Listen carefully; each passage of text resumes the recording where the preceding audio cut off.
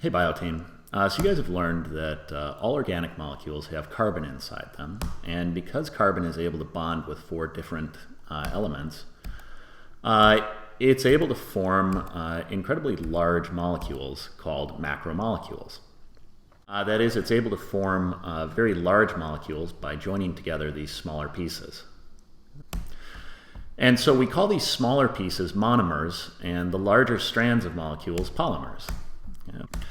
And so the 4 macromolecules that we've discussed are all types of polymers, and each type has its own special monomer.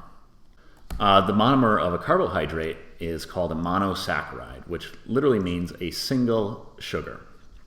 And so these monosaccharides, here you can see some glucoses, can bond together into a longer strand called a polysaccharide. In this particular instance, we've got cellulose, which would be like the fiber inside of plants.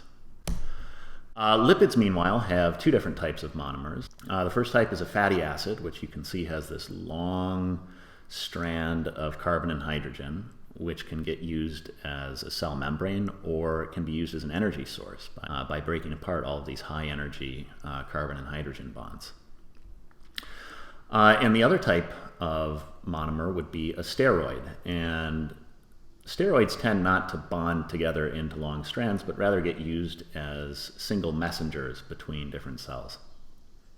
The monomer of proteins are amino acids, which you can see have carbon, oxygen, and nitrogen backbone, but then have an R group attached to it, which can be up to 20 different types of attachments. There's up to 20 different types of amino acids.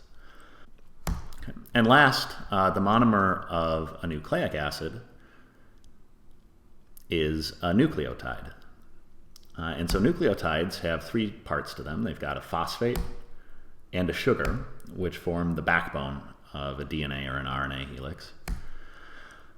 And then they have a nitrogen base attached. And so DNA, these 4 types of bases are adenine, thymine, guanine, and cytosine, ATGC. And RNA is the same, except instead of thymine, there is uracil. And so it's the nitrogen base that then provides the genetic code for building different types of proteins. And that's it. At this point, you guys have some practice problems. Best of luck.